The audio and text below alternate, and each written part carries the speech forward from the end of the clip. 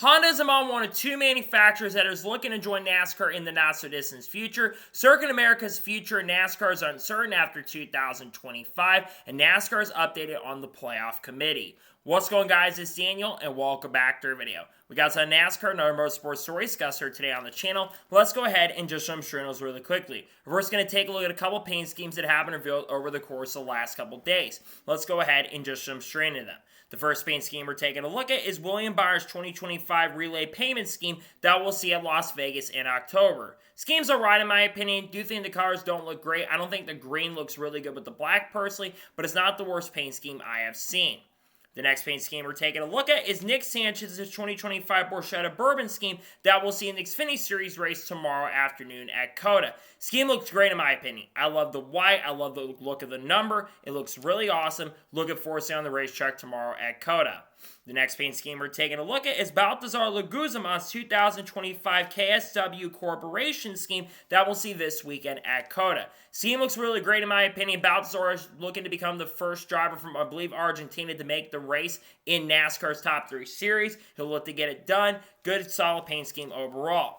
The next paint scheme we're taking a look at is Austin Hill's 2025 Global Industrial scheme that I believe we're going to see this weekend at Circuit of the Americas. Scheme looks alright in my opinion. I do like the colors. Looks very similar to the 2024 scheme. I think the only difference is they've changed the color of the number on it. Other than that, there's not too many differences with this scheme. And the final paint scheme we're taking a look at is Christian Eckes' 2025 black tire scheme that we'll see for 2 races in 2025. I think the scheme looks really awesome in my opinion. I love the old school look to it. I love the old school feel. We're going to see it at Rocky and Darlington. 2 perfect tracks for the scheme. I think it looks really awesome, and I'm definitely looking forward to see it on the racetrack in the 2 races upcoming later this year. And now we're going to head jump on to the next story of today's episode as we're talking about Upper Deck. As it was announced earlier today that Upper Deck has signed a multi-year contract extension with 23XI Racing to continue as a sponsor starting in 2025. Upper Deck will sponsor Corey Heim in the NASCAR Xfinity Series race at Circuit of the Americas, and they'll sponsor Tyler Reddick, Bubba Wallace, and Riley Herbst throughout the 2025 season. Upper Deck joined the team in 2024, sponsored Bubba thing for a couple races, and also sponsor Tyler Reddick as well. Pretty exciting and pretty great to see that Upper Deck will be back to work with 23XI Racing in the 2025 year, and will work with Corey Heim this weekend as well.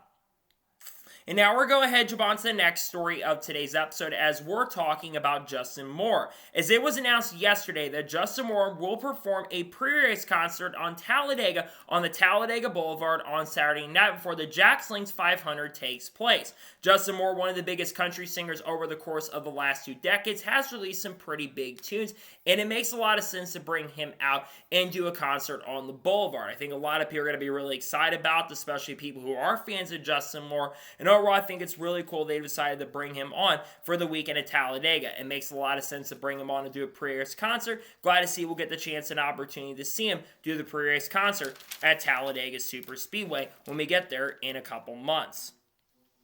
And now we're going to head jump on to the next story of today's episode as we're talking about the Circuit of the Americas purses for this weekend. So every time you have a NASCAR Cup, Xfinity Series, and Truck Series race, Bob Pockets puts out the purse money for the event.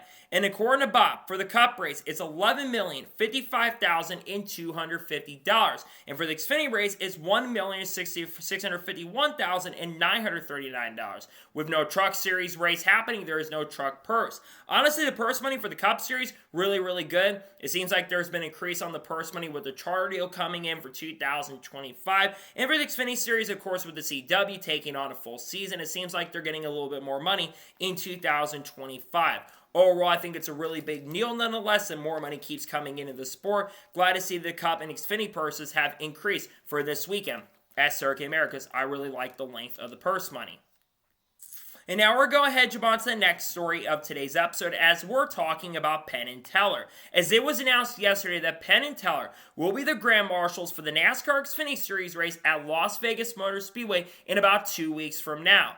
Penn and Teller are two of the most iconic magicians in the history of magic. They're known for a lot of their craziness, a lot of their chaos, and I think they've been one of the most iconic magician duos we have ever seen in the history of magic. I think both are going to do a really, really good job given the command. I think there'll be a lot of energy, and it makes a lot of sense considering they reside in Las Vegas and have resided in Las Vegas for a very, very long time. So overall, I think it's pretty awesome to see that they will get to have the chance to do this, and pretty cool they'll be the Grand Marshals for the NASCAR Xfinity Series race at Las Vegas Motor Speedway.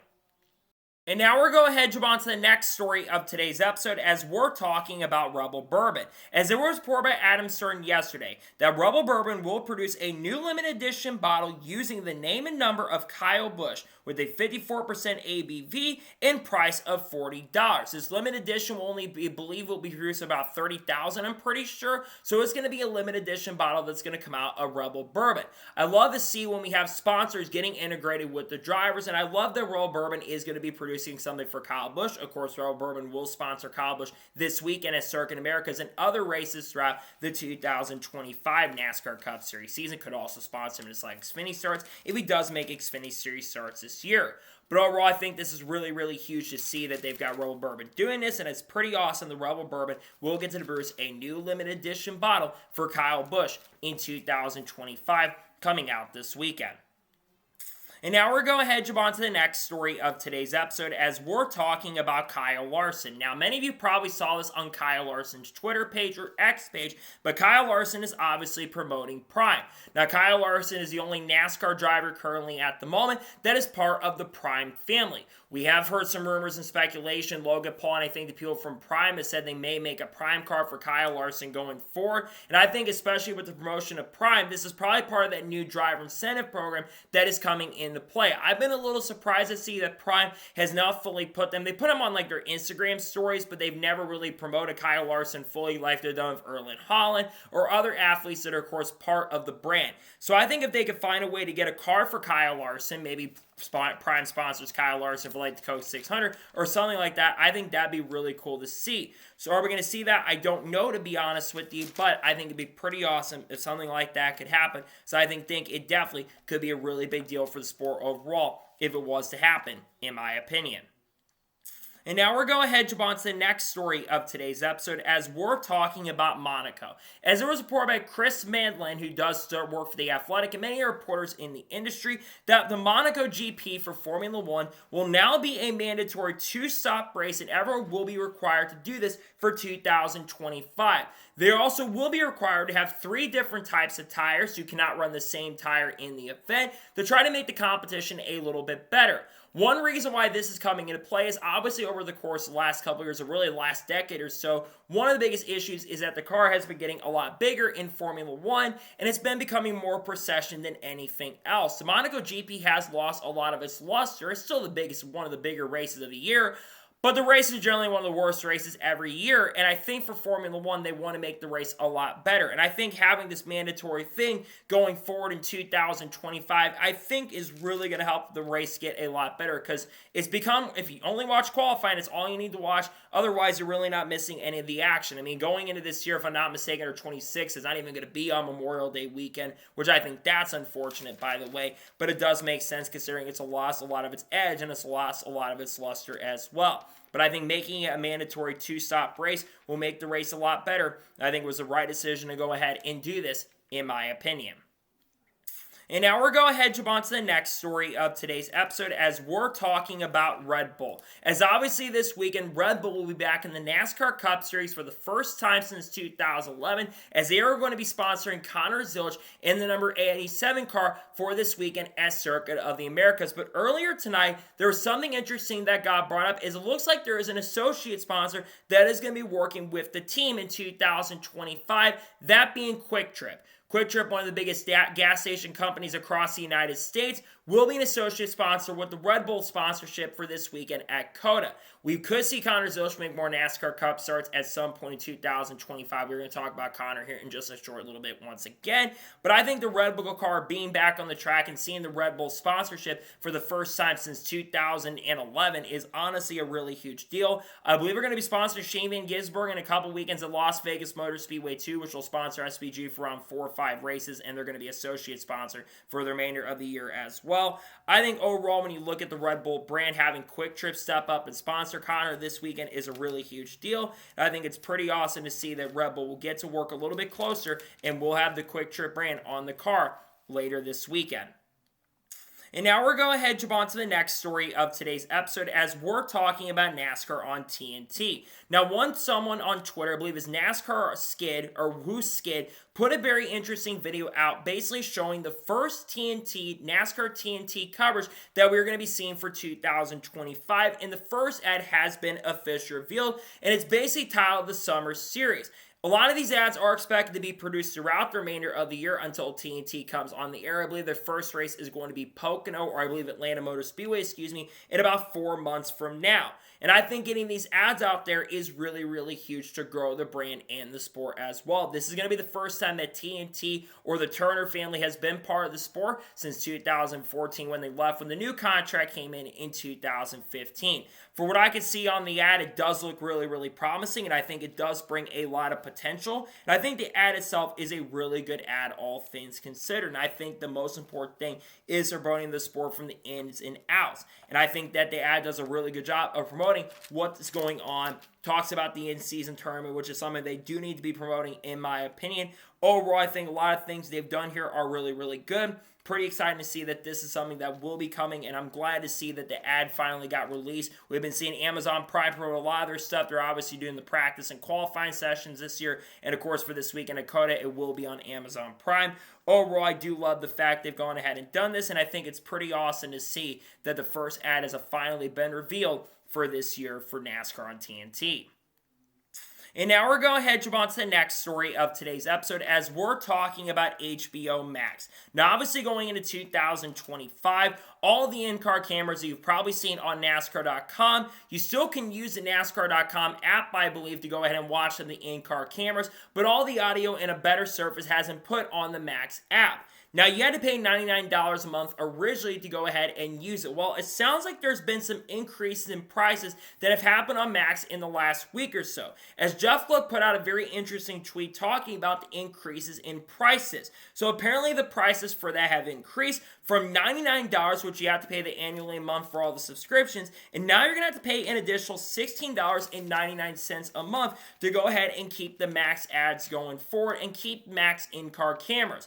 I think the in-car cameras have been a really, really cool tool, but I think some people are going to go ahead and cut their costs on the in-car cameras because I don't think they're going to want to spend that kind of money on it. They probably can just wait a couple days because people like Andrew Basso or Basso4888 are going to put that on Twitter, and other people are going to probably put some of those in-car cameras as well. They're probably not going to spend that money to go ahead and spend it, and they could save a lot of money. I think $99, especially for an app like Max, where they've been cutting a lot of different things and a lot of advertisements especially. I'm not a big fan of cutting, by the way, and I think cutting's not the best decision, and then not really adding much is a big negative for the sport, or really a big negative here. I can't put full blame on NASCAR here because it's not a NASCAR decision. They signed this deal a few months ago, so I can't really blame NASCAR on this front.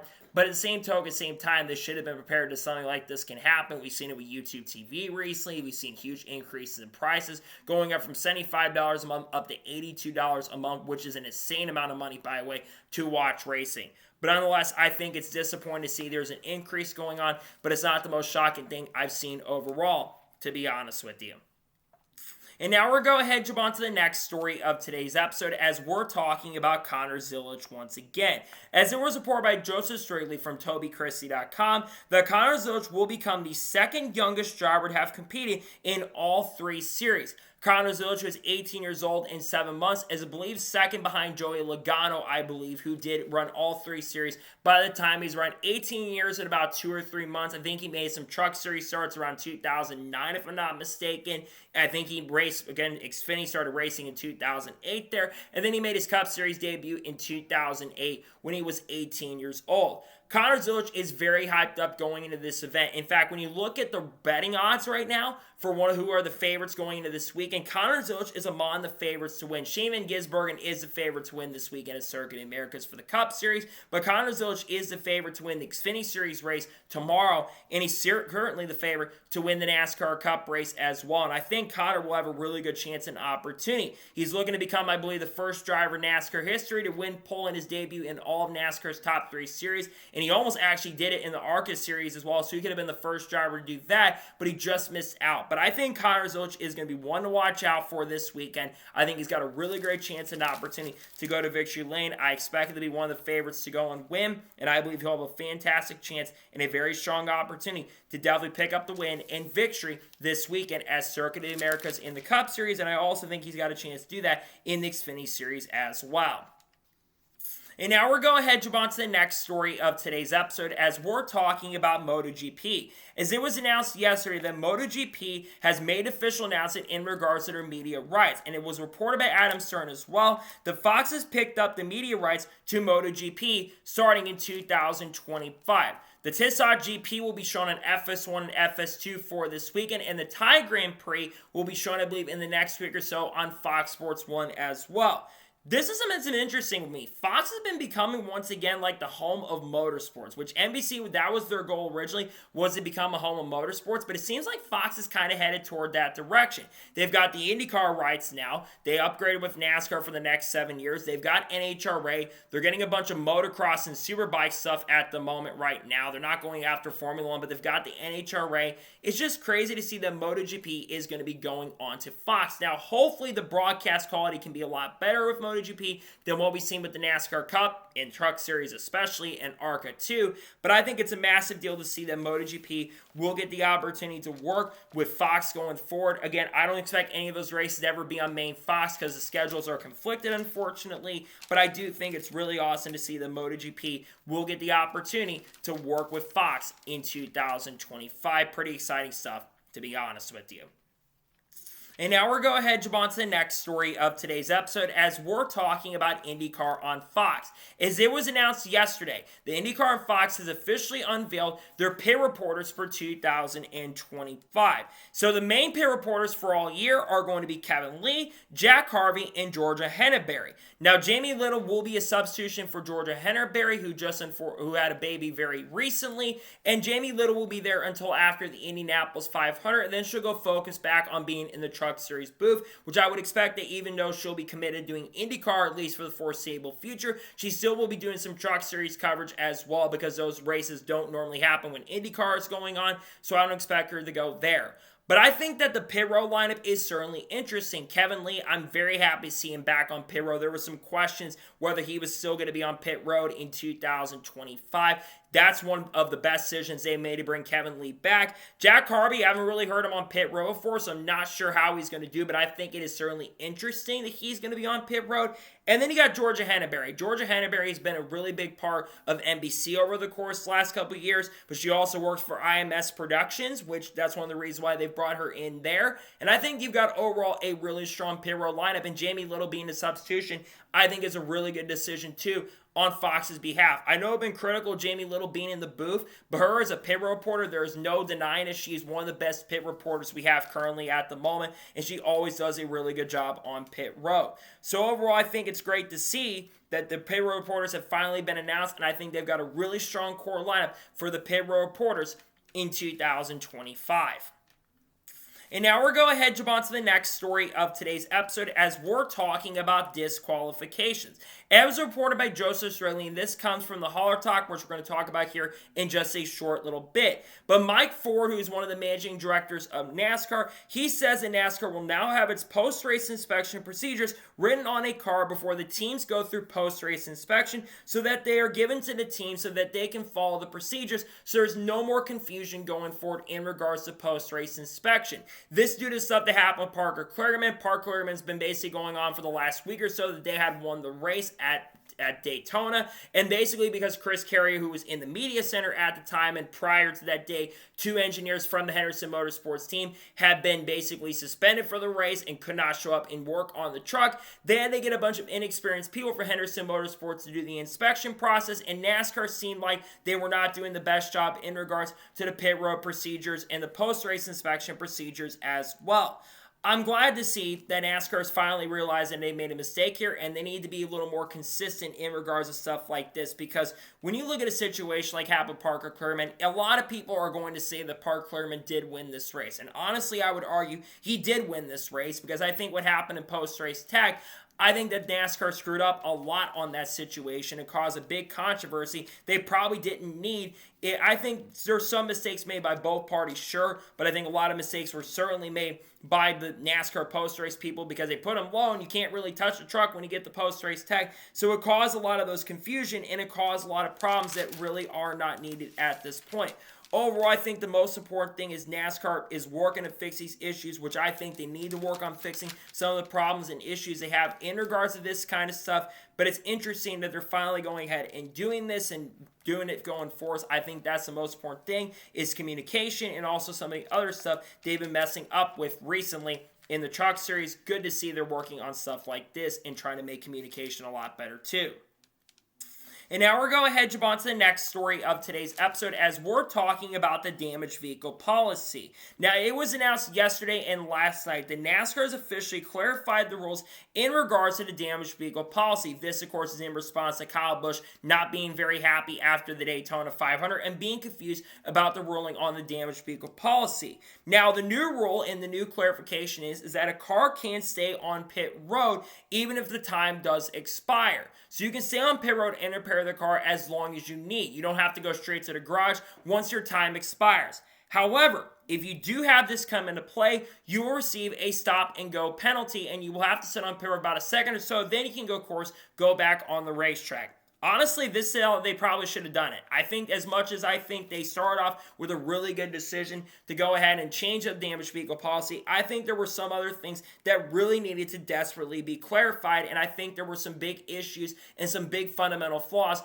always been big fundamental flaws with the damaged vehicle policy that have been needed for a very, very long time, especially what happened at Talladega last year, and I think especially what happened to Kyle Busch here. I think bringing out clarification is something that really needs to be made, and it's good that NASCAR is looking to try to fix some of those issues in the damaged vehicle policy. I think that they did a step in the right direction by not eliminating cars immediately, but I think you still got the confusion, and I think that some of the officials also aren't doing the best job, and some of the officials also retired recently from what I know. So that's another issue that's come into play, is a lot of officials who've worked in the sport have also retired recently too. So I think that when you have a lot of younger people who are inexperienced, you can have a lot of these issues come up to play and they can creep up very quickly. So I think the sooner that we can get some of these issues resolved and some of these issues fixed, the better I think it's going to be for everybody. But it's interesting they've gone ahead and changed up some of the rules in the damaged vehicle policy. And I think the more clarification we can get on some of these rules, the better that I think it is going to be for everybody in these situations going forward. And now we're going to head on to the next story of today's episode as we're talking about Carter McMurray. As it was announced earlier today that Carter McMurray will run full-time in the Smart Tour in 2025. That name is going to sound very, very familiar because Carter McMurray is the son of James McMurray, of course, 2010 Daytona 500 winner, of course, winner of a lot of NASCAR Cup events and won the Coke 600, not the Coke 600, but he also did win the Brickyard 400 in 2010, and also currently is working with CCW in the booth at the moment right now. Carter McMurray is only 14 years old. If you want to feel old, Carter McMurray is one of the first drivers born after 2010 that is going to be racing full-time in a series. Now, I've heard a lot of things about Carter McMurray, and James McMurray has talked about his son in the past, and apparently from what I understand, Carter McMurray is a very, very talented driver. He will turn 15 at some point in 2025, as I think his birthday is a little bit later in the year. But a couple years from now, Carter McMurray is going to be racing full-time in one of NASCAR's top 3 series. It would not shock me or surprise me if at some time in the next year or so he's making his Truck Series debut. I feel because he's like a decade younger than me at this point, but I think it's also really cool that we're seeing more young drivers who are the sons of people who had pretty solid careers and someone who's still working the industry really closely. I think that's cool to see, and I think Carter McMurray does have a chance and opportunity to be very, very competitive, and I think he will be super competitive. If you've got a good driver in a really, really good car, and also in a very, very good situation with Smart Modified Tour, which is a very, very competitive series. Bobby Labonte thinks competing in there. I believe Ryan Newman's competing in there. I think Doug Coby and some of the big names that do stuff down there like Justin Bonzanor might be competing in there. I think Ron Silk and some of those big names are competing too. But I think having Carter McMurray go full-time into a series, that's going to be something that's going to be really fun to watch in 2025. I think those races are going to be on Flow Racing. So if you're interested in that, I think you really want to watch, because I do believe that Carter McMurray has a solid chance and opportunity to be very, very competitive. I hope he can be competitive, and it's just crazy to see someone who is a decade younger than me now getting the chance and opportunity to race in a full-time series. Gotta feel old at this point, but I think it's also great that this is going to be happening in 2025. Looking forward to see what he can do later this year.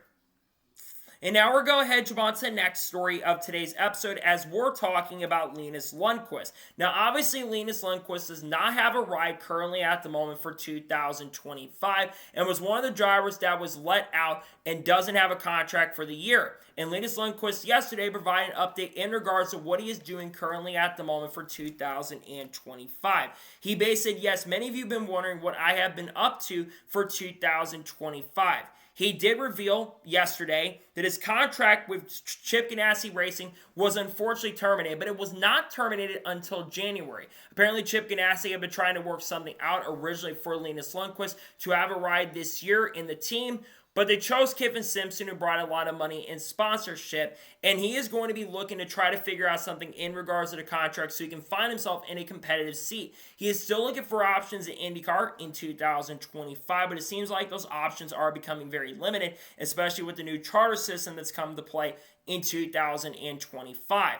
Obviously, one of the reasons, like I just mentioned a second ago, why Linus Lundqvist does not have a ride currently at the moment in IndyCar is because of the charter system. Now, obviously, with Chip Ganassi being limited to 3 charter teams, he had to let 2 people go. Marcus Armstrong went on Meyer-Shank Racing, who signed a big technical alliance with the team with Chip Ganassi. So you've got the Chip Ganassi drivers working close to Meyer-Shank, and Marcus Armstrong is very heavily liked by Chip Ganassi. You got Linus Lundqvist, on the other hand, who could not take place of Felix Rosenqvist, and Rosenqvist is sticking with the team. I really feel bad for Linus in this situation, because Linus won the Rookie of the Year and honestly had some really big standout moments last year. Was really fast at Barber, was really strong at Gateway, finished inside the top 3 or 4 there, and just generally was one of the best rookies we've seen in quite some time in IndyCar. And it's really disappointing and really unfortunate to see that someone who, in my opinion, is good enough to be full-time in IndyCar right now and probably should have the seat over Kyffin Simpson at the moment right now, even though Kyffin brings a lot of money. I still don't think that Kyffin Simpson should be in the seat over him at this moment.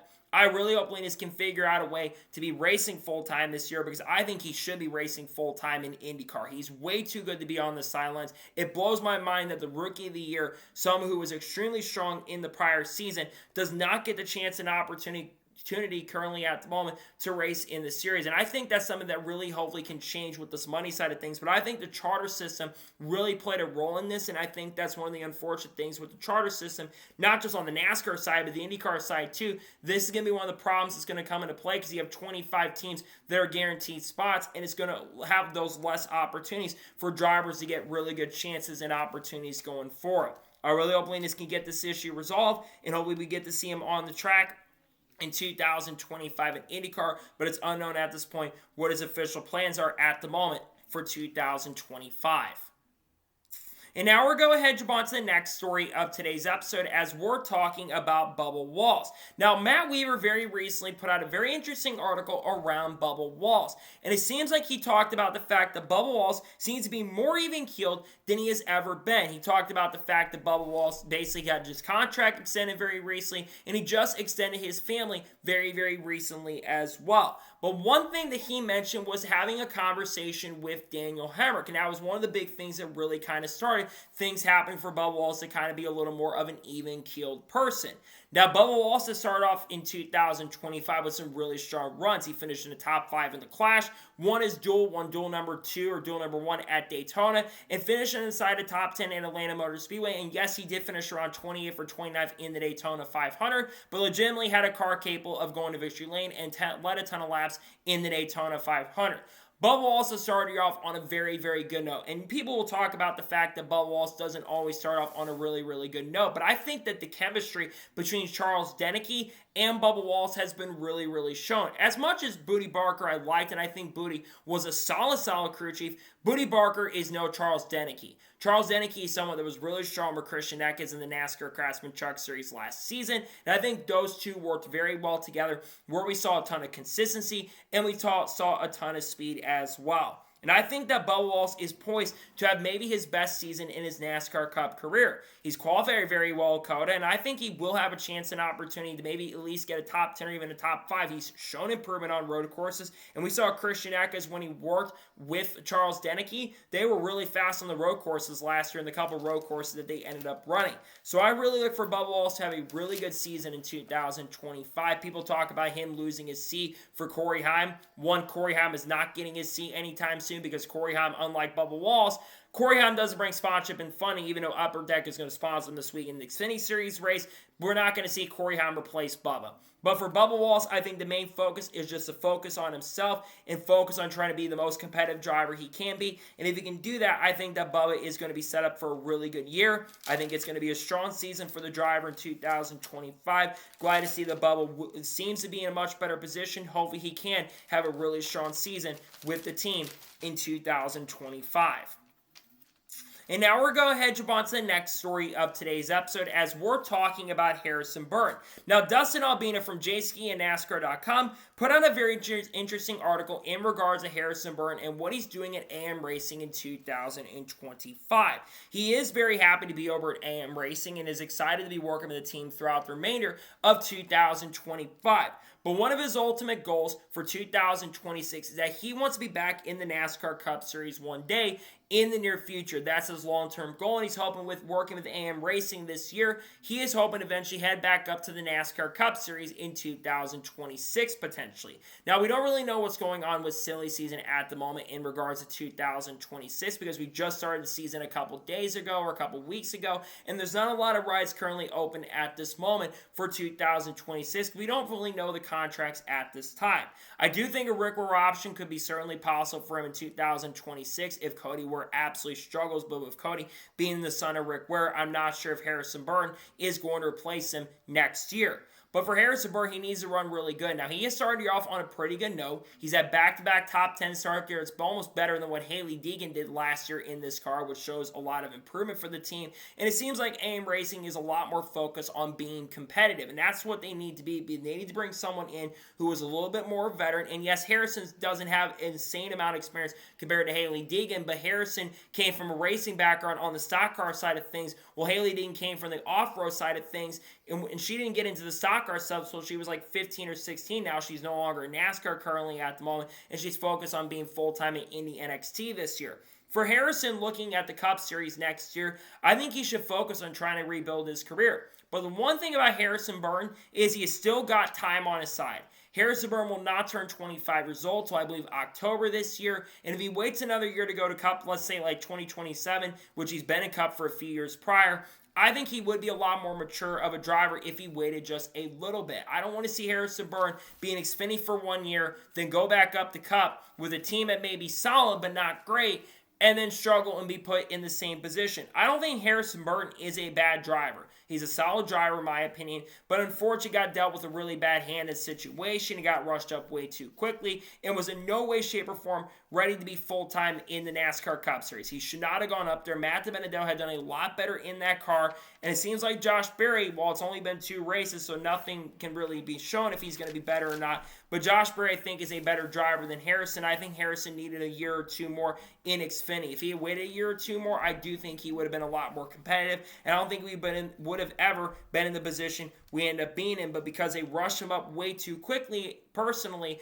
I think that really affected him in a pretty big way. I hope he can get back to the Cup Series in the future. I think he deserves to be in the Cup Series in the next couple of years, but I think he needs to focus on doing the best he can to build his craft, and we'll see if he can run really, really good in the Xfinity Series this year and can have a strong and solid season in 2025. And now we're going to head on to the next story of today's episode as we're talking about Austin Cindric and Kyle Larson. Now, if you saw the NASCAR Cup Series race at Atlanta Motor Speedway, you saw the late race incident between Austin Cindric and Kyle Larson. Going into turn number 1, Kyle Larson had gotten a really good push and made a move to the inside to get the race lead from Austin Cindric. Going into turn number 1, his spotter had told him, you're clear for about a second. Then Larson drifted up the track, and his spotter told him, you're not clear. This caused Austin Cindric to dominate car of the race and William Byron to crash coming into turn number 1. And Austin Cindric, you could tell, was very disappointed and not the most happy with Kyle Larson. Now, according to Austin Cindric, they actually both spoke on Monday, and they both had a conversation. And Kyle also did admit fault, and he took responsibility for the incident, which I think is very, very important. And then Austin Cindric said, well, I do appreciate having the conversation. Doesn't fix that I had a wrecked race car when he spoke to the media a couple days ago, but he does appreciate and respects Larson for speaking to him about the situation. This isn't the first time that Kyle Larson has done something like this where he's gone up the racetrack and tried to put a block. And I think in this situation, I think it's lack of awareness on the racetrack, and that's one thing that Larson has struggled with in the past. But unlike other drivers, and I'll give Larson a lot of credit, in this situation, I'm glad Larson took responsibility. I think that's the most important thing. He's not arrogant enough to say, yeah, that's not my fault. Yeah, it's my fault. I caused a wreck and incident. And I have to think, especially since they had a talk conversation, that he probably feels bad a little bit for wrecking Austin Cindric. People are going to say that Larson intentionally wrecked him. I've seen some Larson fans especially say that Kyle Larson was not at fault and Cindric was at fault and he should have backed off. No, Cindric shouldn't have backed off. He's going for a win, and he's got William Byron that's drifting up the track. What is Cindric going to do? He's going to back off, then William Byron runs into him? I mean, the thing is, in this situation, again, I think it's just a racing deal and racing situation, but Larson's clearly at fault. I think a lot of that is due to, he had some handling issues too, but Larson just kept coming up and running into Austin Cindric, and that cost Cindric a shot at a great finish, which is really unfortunate and it's disappointing to see. So in regards to the situation, the most important thing is Kyle Larson took accountability, took responsibility, and that's the best thing you can ask for. Glad to see he took that accountability, and I don't think you're going to see any issues between these two going forward, because I think Larson hopefully down the road can clean it up. He also admitted he's an aggressive driver, which I'm glad to see, because I think Larson is a very aggressive driver on the track, but I think a lot of that comes from a lot of the dirt experience he's had, especially in racing in dirt. And now we're going to head on to the next story of today's episode as we're talking about Joe Gibbs Racing. Now, we've talked about this on the channel a couple times, but Chase Briscoe and Joe Gibbs Racing got handed a pretty massive penalty about a week or so ago. Chase Briscoe got handed a 100-point and owner point penalty for modifying the spoiler modifications. James Small had been suspended for 4 races. That has been deferred for this weekend at COTA, as of course they are going to be appealing on May the 5th, and they were fined March 5th, I should say, and they will have that appeal on March the 5th, and they've got a $100,000 fine. Now, Dave Alpern, who is the president of Joe Gibbs Racing, was on SiriusXM NASCAR radio earlier today, and he basically was not very happy about them getting a major penalty. They basically, once again, like they said in their appeal, said that NASCAR did not give them the best parts, and they said that what they did to the spoiler and the modifications on the car were not considered cheating, and they said that they didn't get a massive competitive advantage in regards to Daytona qualifying. What's certainly interesting is the fact that when you look at Chase Briscoe, he won the pole for the Daytona 500. Historically, the Toyotas do not run well in qualifying, especially in the next-gen era. They showed speed back in like 2022 in qualifying, but not during Daytona 500 qualifying. And then you go to the next week at Atlanta Motor Speedway, and the fastest Joe Gibbs Racing car is 25th. Now, granted, the handling was pretty good on those cars, but still, they went from having a pole-sitting car and to dropping car back to 25th. Is it a coincidence? I don't think so. I do think that they modified the spoiler, because why would you get caught if you weren't modifying a spoiler? I don't care if the spring holes are loose. If you're modifying these next-gen parts, and NASCAR's been pretty dang clear, do not mess with these next-gen cars. If it's a mistake on the manufacturer side, then maybe we see the penalty reduced, but I don't see them winning this. And here's the thing why I don't see them winning. I think it's going to be very difficult for them to win, because historically when you look at next-gen penalties and people getting hit and handed with next-gen penalties, they generally don't win those appeals. Hendrick kind of got their penalty reduced, but they didn't win their appeal, and then the next week or so, they got handed a smaller penalty to Alex Bowman and William Byron. They got 60-point penalties at Richmond the next week. So when you look at the situation, I think it's going to be very unlikely that Joe Gibbs Racing wins their appeal. If they can convince that they didn't cheat, then maybe they do win their appeal. But I think at this point, I'm leaning toward the NASCAR is probably going to win the appeal. I'm not always on NASCAR's side in these situations, but I do think in regards to what happened here, I do think there was some stuff that happened personally, and I do think in regards to this, I think it's going to be very difficult for Joe Gibbs Racing to win this appeal, in my honest opinion. And now we're going ahead and jump on to the next story of today's episode as we're talking about Kurt Busch.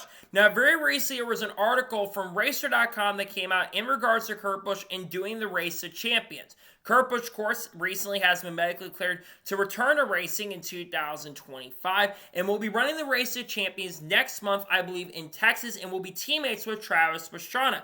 Now, with him getting the opportunity to do the Race of Champions, Kurt Busch is hoping to do more racing in 2025. Now, it was not fully mentioned in the article about NASCAR, but he did mention the possibility of doing some Trans Am racing and some other forms of racing throughout 2025, including maybe doing that IROC series that's going to be happening in Laguna Seca at the end of this year. It's really awesome to see that Kurt Busch will be back racing in some way, shape, or form in 2025, even if it's not to do with NASCAR. But I personally would love to see Kurt Busch come back and make a couple starts in the NASCAR Xfinity Series or the Cup Series to close out his career. I mean, there's a Rockingham races coming up in about 2 months from now. I think that'd be a really good track for Kurt Busch to go to and maybe try to see what he can do behind the wheel of a NASCAR Cup or an Xfinity Series car. I know it's been a long time since the crash happened in 2022, and I think Kurt Busch is probably relieved that he isn't full-time in NASCAR anymore, and I don't think Kurt Busch will ever want to go back to being a full-time driver in the NASCAR Cup Series because he'll be 47 years old this year, and Kurt is a lot older driver at this point. And I think Kurt wants to do a lot of things outside of the race car. Now, if Kurt Busch never gets back behind the wheel of a NASCAR Cup Series car, that is perfectly fine too. Kurt Busch has had a fantastic career. He is a first ballot Hall of Famer in my opinion, and maybe the most underrated driver in NASCAR Cup Series history. He won 33 or 34 NASCAR Cup Series races. He was able to win a championship in 2004, won with the likes of organizations like, almost won races with Phoenix Racing, won races with Roush, won races with Penske, Stewart-Haas Racing, Chip Ganassi Racing, and also won with 2311 Racing as well. Kurt Busch is able to be super competitive and super great throughout his NASCAR career and had an amazing career in the NASCAR Cup Series and also had a pretty solid career in the Truck Series as well, as he won a lot of races as a rookie in that series and also I think won a couple Truck Series races later down the line as well. And plenty of Xfinity Series races too.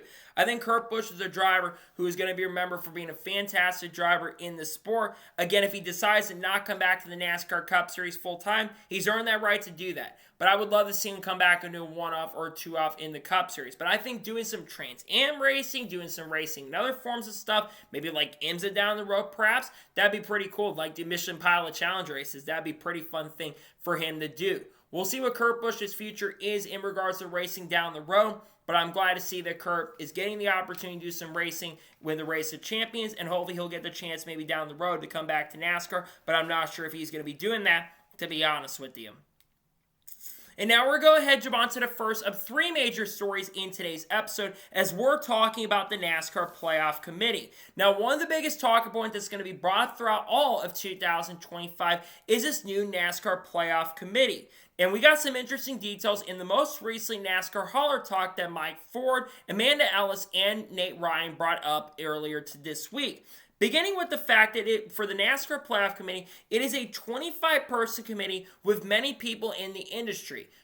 Current drivers, Christopher Bell, I believe Kyle Larson's part of this group, and former people and current owners like Brad Keselowski, Denny Hamlin, and Dale Jr. Now, the people that are organizing this committee are Ben Kennedy, one of the higher-ups in the sport, Julie Landauer, who is the right-hand woman of Ben Kennedy, and Tim Clark, who does a lot of stuff online and is one of the VPs of communications currently at the moment. When I look at these 3 individuals, they have really good things and some great thoughts about the sport. Ben Kennedy is obviously behind a lot of the schedule changes and looking at some of the other stuff and how he ran the Truck Series years ago. He knows how to manage, plus he's a former driver. Same with Julia Landauer. Julia Landauer was part of the NASCAR Next class a few years ago, and she has a lot of experience racing as well and raced in the NASCAR Euro Series, I think like only about 3 or 4 years ago. So she has a lot of experience racing from that. And then you have Tim Clark, who I have a lot of respect for, and someone who's done a really good job helping the NASCAR Classics app get up to play. These three individuals have really are three people that I really trust in regards to helping the decisions. Now, in regards to everything, they're open to pretty much anything at this point, which is a really big thing because we talk a lot about formats. Now, there's one person, and it's obviously probably Dale Jr. at this point, who is open to having a full season format. They actually brought a presentation to prove that a full season format would absolutely work, but using the same points they're using currently at the moment. There were also a lot of people, and quite a few people that were in that room, probably people from NBC, and other people in the industry as well, that do actually like the current playoff format, but they actually feel like that there need to be some tweaks that are made to the NASCAR playoffs. Some have suggested that instead of having like one race to decide the championship, you have 7 races to open up, and then you have a final 4 where you have, or like final 8 or whatever, and you have 3 drivers or 3 races to determine the champion. A much bigger sample size. That is the way to go. I've been saying this for the longest time, but one of my biggest issues I have with the current playoff system at this moment is the fact that you basically don't get rewarded. If you only have one race to determine a champion, that's not the best way to do it. Motorsports is way too complicated as it is to have one race to determine a champion, and especially since you have a team that's figured out the same track over the last 3 years, I personally don't think that you should be having one race to determine a champion. I think 3 races will have a little bit more legitimacy, and it's a much bigger sample size. Now, personally, a full season format would be the format that I would go with, but I think that if we did 3 races, that is a lot better than one race, maybe even 5 or 6 races, would be the best way to go. Now, one driver that NASCAR feels like has become one of the more outspoken drivers in the garage is surprisingly Christopher Bell. They say that Christopher Bell has become a leader in the garage, and it sounds like NASCAR actually respects Christopher Bell for the way he handled what happened at Martinsville. They felt like Christopher Bell got cheated, and they actually pulled Christopher Bell multiple times, asking how he felt about it throughout the weekend. I love that Christopher Bell is getting the respect he deserves. He's become a really good driver in the sport, 10 NASCAR Cup Series wins, and he's become a very vocal person in the garage. And if you're a fan of that new rumor rotating finale that might be coming into play starting in 2026, Christopher Bell is a major proponent on that. I absolutely agree with rotating the finale. That is one thing that needs to happen. Because if we're going to have the championship race and continue doing it, you got to have a rotating finale. You can't have the same track hosting the finale every single year. You've got to rotate it to make the racing product better. So I think a rotating finale, that's really good. Stage racing was also brought up as well. It sounds like they're looking at making some changes to stage racing. Most notable thing you need to do, just get rid of the cautions. I'm actually fine with the stage racing. Just get rid of the cautions. That's the easiest thing you can do. But the ultimate goal, legitimacy. That's NASCAR's goal, is to bring legitimacy and also what's going to bring in ratings as well. Personally, legitimacy is the way to go. I think we all know that how Joey Logano won the championship was not the best way to crown a champion. So legitimacy is the most important thing that NASCAR needs to be looking at. And I think the legitimacy is very, very important. And they also talk about the fact they may reduce the size of the fields, which I think that needs to happen. 16 cars in the playoffs, way too much. I think it should go down. I'd be fine with 12. 10 would also be the best way we do it, but I think going down to 12 would be perfect. I think there's too many cars to make the playoffs every year. 16 is way too much. Even guys on the consistency side, I think you have 12 cars that make it, you're going to have the best opportunity to create a champion. Because let's be real and honest, that Final Four last year, Joey Logano should have been nowhere near the Final Four, and let's be real, probably William Byron should have been nowhere near the Final Four at the end of last year, especially after how Martinsville ended. Overall, I like what I'm hearing in regards to the NASCAR playoff changes, and it seems like this committee is open to making some pretty big changes in 2025. Or 26, I should say. And now we're going to go ahead and jump on to the first of 2 major stories in today's episode as we're talking about Circuit of the Americas. Now, Circuit of the Americas, we're of course going this weekend as Circuit of the Americas for the NASCAR Cup Series and the Xfinity Series. And obviously, we do have a new layout that is going to be coming into play in 2025. But one thing that's been started to be talked about in the last couple weeks is the future of Circuit Americas. And many people have thought Circuit Americas is going to be back on the NASCAR Cup Series schedule officially in 2026, since it's been on the schedule for the last 8 years and it's been a big hit. You would think it'd be officially set for 2026, right? No. According to Jordan Bianchi, the future for Circuit Americas is currently uncertain at the moment. Now, both sides are optimistic they are going to return to Circuit Americas in 2026, but nothing has been officially signed for the 2026 NASCAR Cup Series season. This is certainly concerning. Now, there was some talk and conversation at the end of last year that Circuit Americas may not have come back for the 2025 season, but ultimately they went ahead and signed that deal for 2025. That was not one of the big concerns on the schedule, but that was something that definitely was talked about for 2025. Circuit Americas, in my opinion, has been one of the more popular road course races on the circuit. I've actually become a big fan of this track. I think the racing, honestly, has not been too bad at Circuit Americas, especially for road course standards. I think the 2022 race where we saw Ross Chastain pick up his first career NASCAR Cup Series win was ultimately one of the best races we saw at Circuit Americas, one of the better road course races as well. 2023 was all right, and 2024 had a solid race too, but I think COTA has put on a really, really good show. But the big issue people bring up is the overabundance of road courses on the schedule, and I think that's one reason why there is some questions about the future of COTA. Right now, I believe there are 6 races or 6 road course races on the schedule. They just added Mexico City this year for the first time. The Xfinity Series will be back here in 2008. And Xfinity's got, 8 road course races this year, I'm pretty sure. So, a quarter of their schedule. And their first of, 8 races is coming up. They've got Portland coming up over there. And they've got some other tracks like Watkins Glen, Charlotte Row, among other things. Truck Series also expanded. They don't have COTA this year, but they're going to Watkins Glen and a couple other races as well later this year, like Lime Rock Park at the end of June. I think for Circuit Americas, I honestly want to see COTA remain on the schedule in 2026.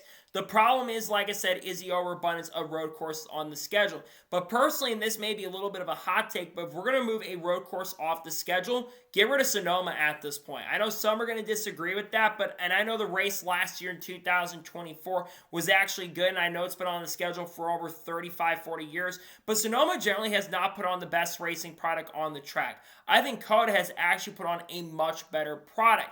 And I think if you're going to have a track that's going to provide a much better racing product on the schedule, let's go to COTA instead of Sonoma for a year or so. Or another option I would think is maybe rotating some of these road courses out.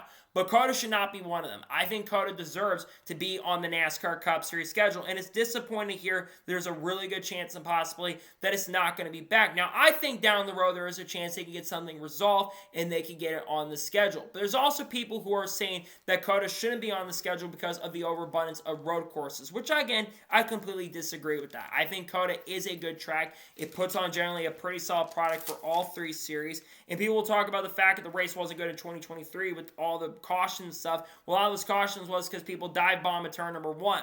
And I know that the new format, there's been new layout especially, which, by the way, we don't even really know what the full layout looks at this point, which is kind of frustrating to see. But I do think in regards to COTA, it is a good track. A lot of people go to it. Not as much as Formula 1, but a lot of people go to COTA. It's one of the best world-class facilities in the country is when it comes to racing. And I think it would be very much a shame and it'd be very disappointing to see a really good track like Circuit Americas not be back on the schedule next year. But it all is going to depend on what happens with negotiations, because obviously there's a lot of talk about the future of Chicago street course. It sounds like Chicago will not be back in 2026, and Chicago's been brought up as a possibility, but I think we all know at this point that the street course is probably going to get swapped over to San Diego next year. Pittsburgh's been brought up as a possibility on that front too, but we're hearing that potentially San Diego is the front runner and the favorite to get the street course date in 2026, at least for the next couple of years.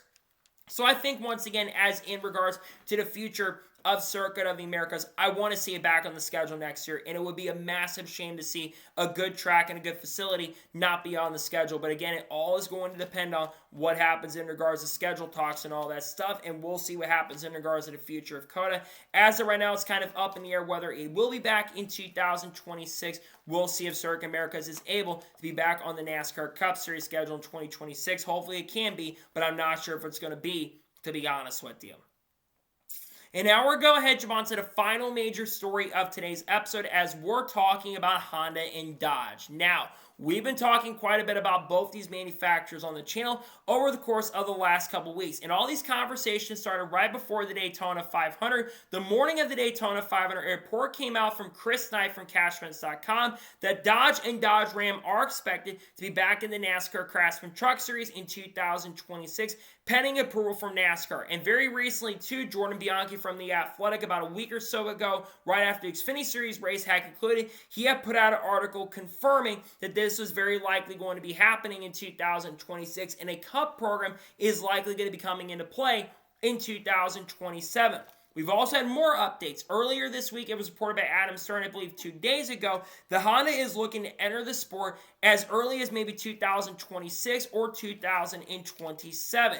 Now, apparently, according to what the NASCAR massage counter also brought up, apparently Brad Keselowski have been trying to court Honda to join the sport in the future. Now, RFK Racing, of course, is not expected to switch over to Honda, but they're trying to court some of the other teams so they can put full focus on themselves going into 2026. Now, I don't expect Honda to join the sport in 2026. They would have had to have a body approved, I believe, on March 14th, and I don't think they're going to have a body ready to go and approved. And some have been basically saying they don't know why that Honda wasn't the manufacturer that submitted. They're a little surprised that it was Dodge and not Honda that went ahead and submitted a proposal to join the sport. For Dodge coming in, I think it's a really huge deal, Ryan, because Dodge has not been part of the Truck Series at least since 2016, and they haven't been part of the Cup Series since 2012 on a full basis. They were going to have a Gen 6 car ready to go, but that obviously fell through, and that did not end up happening.